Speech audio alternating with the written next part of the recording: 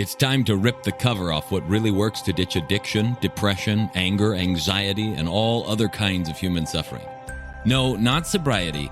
We're talking the F word here, freedom. We'll share straight from the trenches what we've learned from leaving our own addictions behind and coaching hundreds of others to do the same. And since it's such a heavy topic, we might as well have a good time while we're at it. All right, welcome back to the Alive and Free podcast. Today, we're going to touch a very taboo topic in the auspices of discussing how you define something and how that affects your behavior around it, your feelings around it, and how much control it has over you. The thing we're going to define today is porn, and specifically with the question, is porn actually cheating? Now, let's give some background on this. What do we mean by cheating? We mean by being unfaithful inside of a relationship, whether you're a guy or a girl. And a lot of the context behind this conversation comes from many clients of ours whose significant other, spouse, it's usually the wife. The guy's usually the one that's in the porn addiction. For the people that come to us, that doesn't mean it's ubiquitous across the world that way. That's just the people that have come to us so far. We do have women clients who come to us. We do have clients that come to us for not porn stuff, some for business stuff and other things. But a lot of them, especially in the beginning, were porn addiction and specifically the guy. And so we have this scenario going on where the wife believes it's cheating, believes it's being unfaithful for a number of different reasons, and where the husband does or doesn't, and they're being controlled in some way, shape, or form by this situation, right? And so we want to explore today what porn actually is. Is it cheating? Is it not? And what is the best way to look at it so that it no longer controls your life and you're actually free from being controlled by it? That's the most important thing. And I'm pretty sure that all the wives, all the husbands, all the significant others and partners and everybody else would agree that the main goal is not to define it a certain way, but to be free from its influence, right? With that as the background, we get to dive in. Just today, I had a conversation with a client of ours who himself it's now been months since his desire for looking at pornography has disappeared, since his urges to go look at it have gone away, and everything else has been clean and clear. And he and his wife, they've been living a good life, like he and his wife are fine, but then she had a dream or she saw something or something happened that brought it up in her mind, and then they had another conversation about it. Now, keep in mind, it's been months since anything has happened of any sort, and we're talking a lot of months. We're talking 6 months or more, and to where there's no urges, no desires, no nothing, and he hasn't been engaged in it at all, and he's been doing really well. Like his life has radically changed, but she got up and they started having a conversation, and she believes that porn is cheating. And he doesn't look at it that way. He sees it differently, but he still doesn't want it in his life, but he just defines it differently. And she's having trouble with him because she believes that if he doesn't see porn as cheating, then she can't feel safe inside that relationship. So we have a situation where you have one person, and it could be the guy or the girl, it doesn't matter who it is, who says, look, I define things a certain way. This is what makes me feel safe. And unless you define it that way too, then I can't feel safe around you. And what I want you to see is that this is a really problematic situation, because what you're trying to do is say, other people have to think the way I do or I can't feel safe. And that's really problematic for two reasons. The first reason why it's problematic is there's no way you can control what other people think. Let's say, for instance, that he does believe that it's cheating, and then one day, all of a sudden, he doesn't anymore. She's not in control of that. And does that mean her safety is literally in other people's hands? And she has given away the control of her own feeling of safety. Now, keep in mind, nothing has been happening for months. The relationship has been amazing. Things have turned around for him in huge ways. And he's not actually engaged in it. He's totally free of both the desire and the compulsion to go looking for pornography at all. And yet she doesn't feel safe because of a definition thing. Now that's problematic. The second reason that it's problematic is that how is she going to be able to trust him? See, if he turned around tonight, some magical thing happened where he suddenly woke up tomorrow morning and was like, you know what? Porn is cheating. You know, he had this revelation. Would she trust him? How would she know that he's still thinking that way? How long would it take for her to believe that that's the case versus believe that he's just saying that to appease her? And there's all of those types of situations as well. right?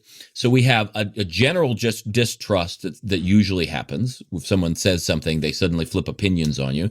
And then like, you're just saying that to make me happy. You don't really believe that. And then there is the overall outsourcing of your own ability to feel safe and at ease in the world to events that are completely outside of your control.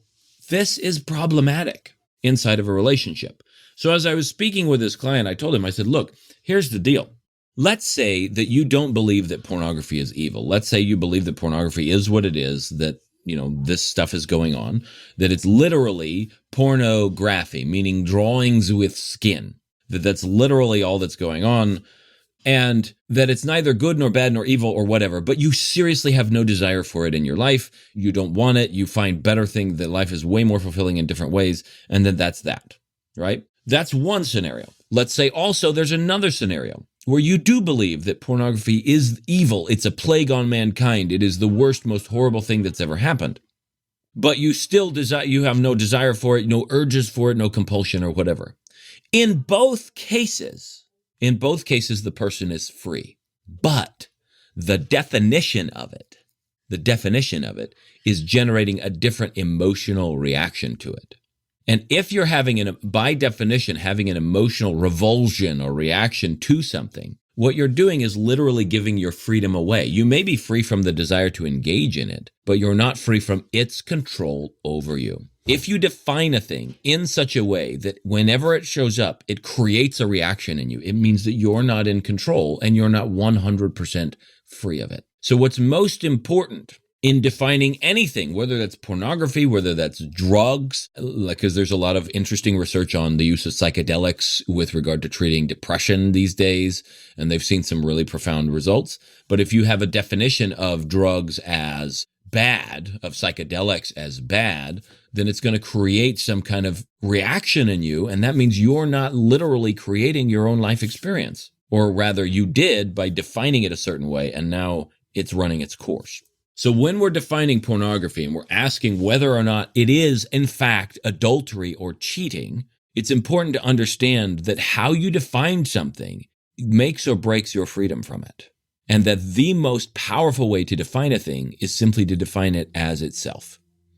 To see all of the things that it does, all of the consequences that come from engaging with it or not engaging with it, all of the stuff that is pleasurable, all of the stuff that is painful, all of the stuff that causes effects in other people's lives, everything, to just simply see it for what it is, without making it into some Shakespearean rhapsodic poetry that somehow, I don't even know if Shakespeare did rhapsodic poetry, so I'm making that up, and that sounds like a musical term, so I'm really making it up.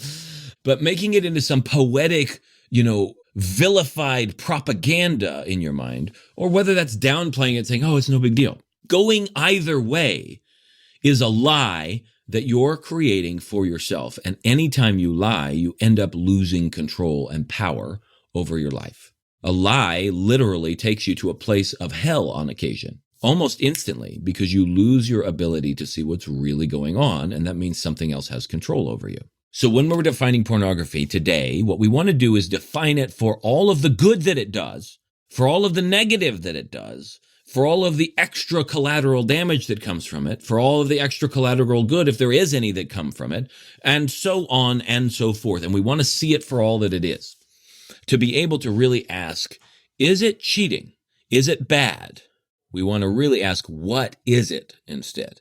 And with that gaze, now we can look at it and see it for what it is, and then we'll be able to actually enable our own choice in the matter because we're seeing the whole picture. The reason people choose something that is negative for them is they literally can't see the whole picture. Doesn't mean you haven't told them about the whole picture. It means that they can't see the whole picture. And unless they can see it, then it's not going to have a motivating power in them, even if you're telling them all of the same facts. I mean, it's annoying as parents when your kids come and they tell you some grand epiphany they had that you have been spouting at them for a year or more. And they come in and they're like, I just figured this out. And you're just like, well, it's because they saw it. They realized it for themselves, not because somebody was shouting it at them. And so I think this is important. If you want to free yourself from anything, including pornography, you have to see the whole picture. You have to get rid of all the attachments and associations you have with it that are myopic views of the whole thing. There's a story of several blind men that go in, and I'm sure most of you have heard this, that go in and each of them runs into this elephant, and one of them's at the tail and is talking about this, oh, an elephant, yeah, it's a hairy beast it's a skinny, hairy beast with a smell like whatever, because it's near the tail, right? And, it feels like a horse's mane, and another one's grabbing the wrinkled skin and saying that it's like an old person, and another one's grabbing the big ears and saying it's one of them's grabbing the trunk and saying something else, and each of them has one small picture of the elephant. And because they only have a small picture, their assumptions about it are really off base, and how they behave around it might put them in trouble and might cause danger. The guy around the tail is like, oh, this is all an elephant is, and then he gets stepped on. Not going to be helpful, right? Seeing an elephant for what it is the thing that allows you to behave around it in a way that keeps you safe, especially if it has a tusk, right? So we want to define the elephant in the room, otherwise known as pornography.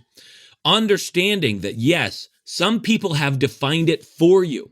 In the past, people may have read scriptures at you where Jesus says, if a man looks at another woman to lust after her in his heart, that he's already committed adultery in his heart, right? So you may have heard that. And so in your mind, you said, see, he looked at her and he lusted, so he committed adultery in his heart.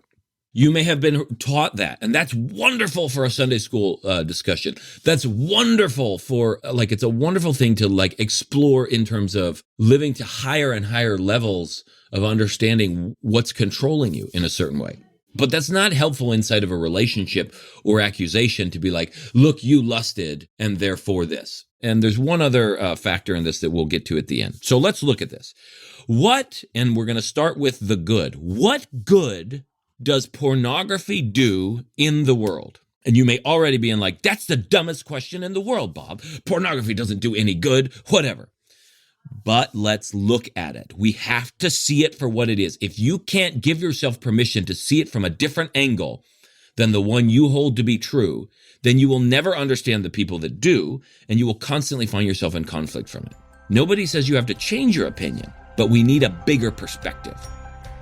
If you or someone you know is looking to drop the F-bomb of freedom in your life, whether that's from addiction or depression and anxiety or just anything that's making you feel flat out stuck, but you have no clue how to shake it and just want help doing it, head on over to liberateaman.com and book a call where we can look at your unique situation and give you the roadmap you've been missing.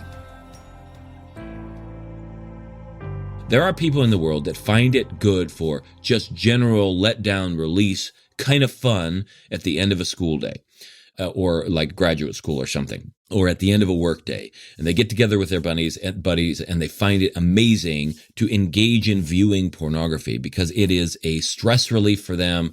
It's exciting to them when the rest of their day is not so exciting, and they find it a wonderful enterprise, and they only use porn that they declare is, not child porn or other kinds of stuff like this, right? They're like conscientious about their use of it and the kind that they look for, and that's that, right?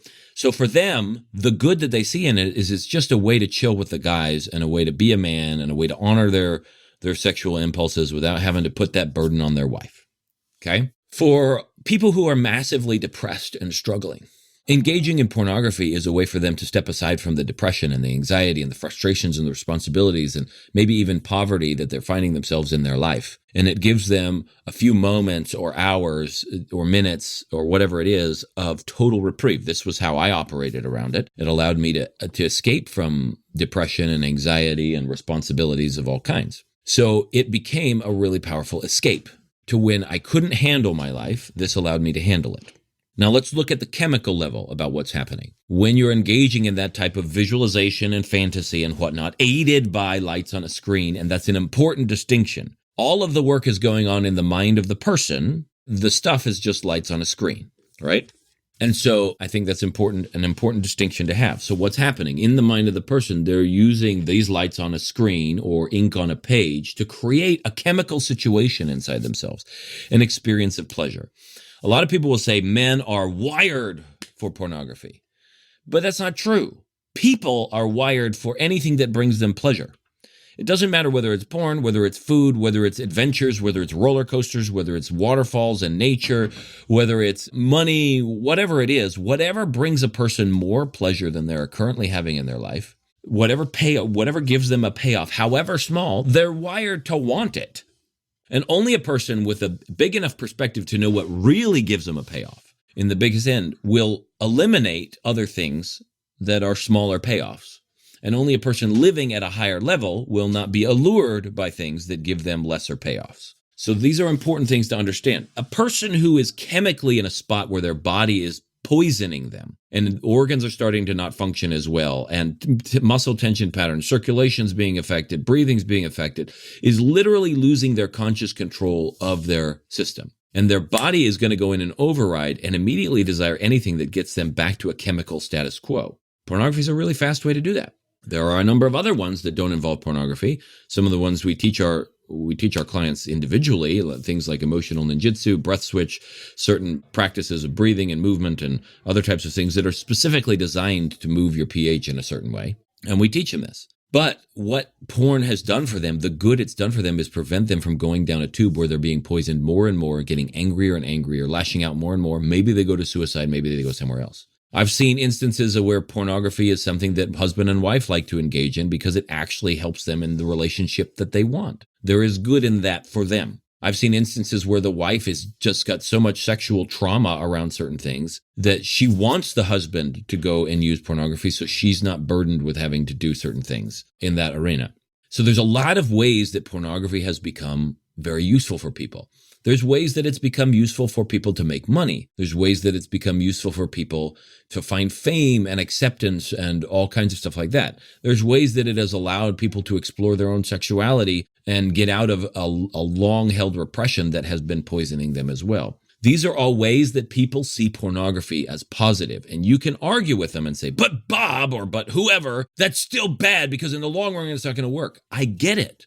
They are short-term payoffs. They are not long-term solutions to anything. You and I both know that. But still, there is a short-term payoff, and you have to acknowledge that. It feels good for a person to engage in viewing pornography and interacting with it and fantasizing about it. It really does feel good in the moment. Afterwards, there may come guilt and shame and everything else. And now we get to talk about the negatives. Let's talk about the guilt and the shame and the embarrassment, which is poisoning your system even more than it was before. Let's talk about how it trains your mind to see people and situations and events in a certain way. Let's talk about the amount of focus that it forces your mind into to where you can't actually concentrate on other elements of life. Let's talk about how it takes what is 2.17% of your genetic code and your anatomy, right? 1/146th of your chromosomes. And let's turn that into something that takes up 20 or 30% or 50% of your waking life, and how it distorts everything in your life by focusing on one small fraction of what it means to be human. We could talk about the sex trafficking industry and how much pain that's caused because people have such an appetite for it that they can't stop. And now they're engaging children in this. Let's talk about the people whose lives are ruined because they got stuck in pornography, but then other people have started to manipulate them and get them into a hole to where now they can't get out, and they're literally slaves inside of it, even though they went in voluntarily. Let's talk about the number of people's internal self-worth is completely damaged, or the amount of drugs that go on involved for a person to be able to continue to operate in that side of it, inside of that industry. Not every single one, no, but a lot of them. We could talk about the marriages that are put on the rocks because both people inside that relationship have different feelings about it. Let's talk about eternal stuff with regard to spirituality and how that affects your capacity to have spiritual experiences. At times it does. In fact, I'd say from my experience, that a lot of times it does because it gets me so focused on the body and body sensations that I can't actually open my mind to more spiritual dimensions. And that was a struggle for a number of years. We could talk about let's talk about how kids feel around you when you're in that lustful space. Let's talk about how your wife feels around you when you're in that space, even if they don't know what's going on.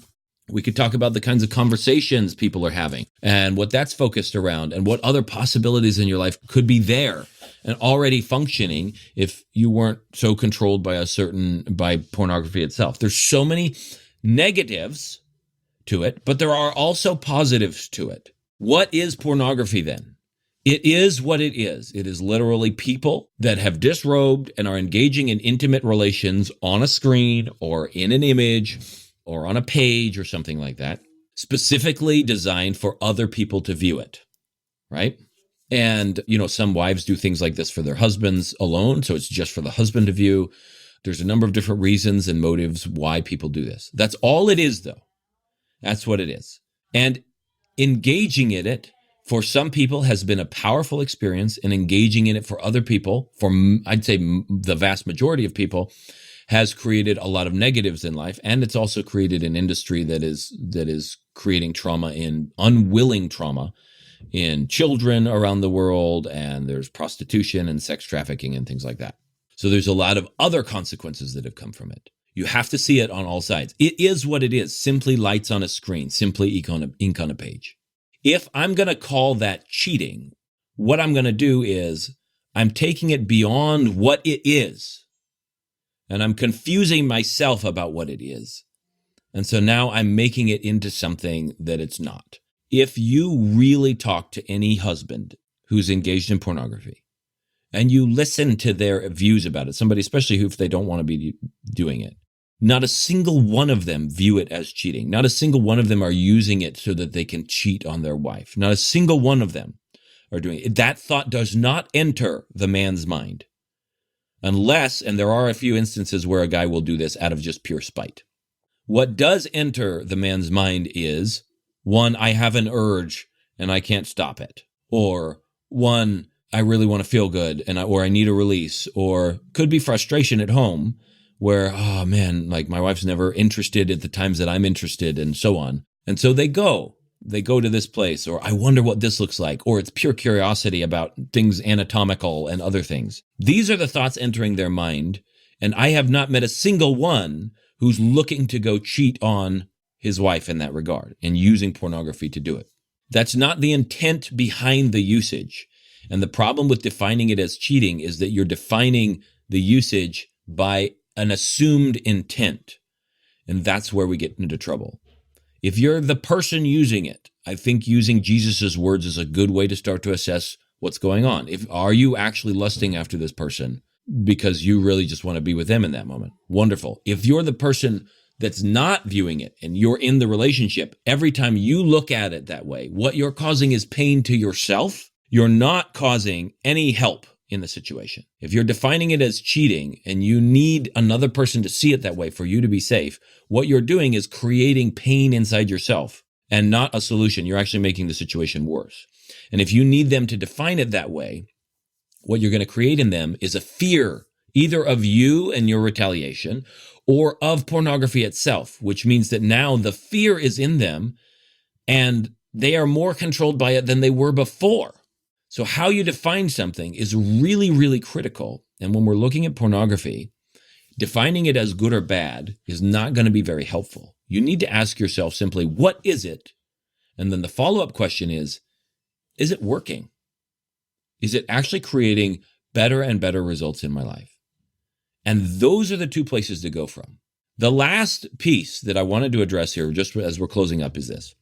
If a person has stopped using it, then what you're actually doing is turning a present situation where you're totally free of the scenario into a moment where you're recreating a scenario in your own mind and then causing yourself more misery about it, something that doesn't exist and isn't actually happening in this moment.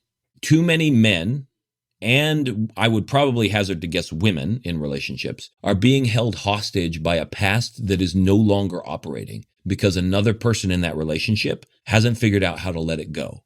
And that's a real issue. And learning to let things like that go and to step into your life and go create something powerful, like we talked about in a couple episodes, is definitely a journey for sure. It's definitely a powerful journey to take and one that's absolutely necessary. But if it's not actually happening, why do you need to define it in the first place? It's not even in your life anymore. Now we're playing an intellectual game and causing ourselves misery because it's like a political discussion. You don't have any power to actually affect the political stuff that's going on, but it's sure fun to talk about because people can get incensed about it. Or it's like talking to people about flat earth versus round earth stuff. You can get a lot of people up in an emotional kerfuffle over something that none of you really have any say over and isn't materially affecting your life in any way, shape, or form. But you can ruin your life by it. So as we're closing up in this discussion around what is porn, is it bad, is it cheating, is it anything, just remember to define something. Whether it's porn or whatever else you're dealing with. What is it actually? And then is it working? What are the effects it's bringing in my life so that you can finally go like, cool, am I curious about continuing to pursue relationships? Do I want to change that? What do I want in my life?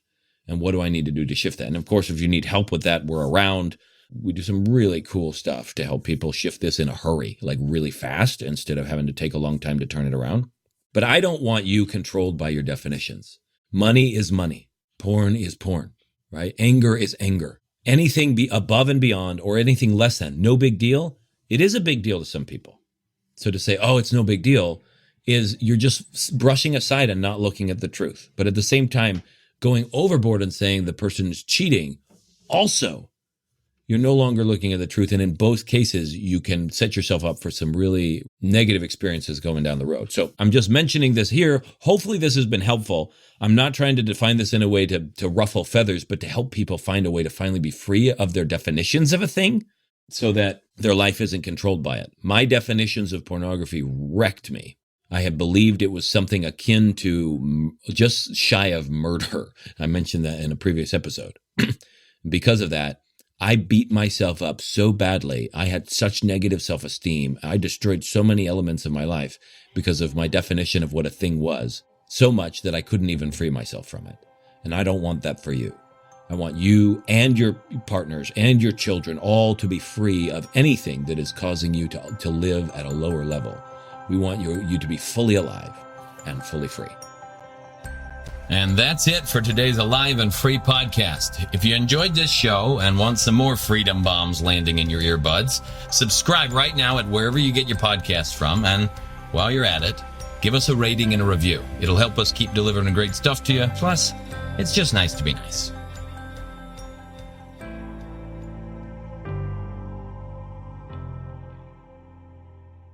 This is thepodcastfactory.com.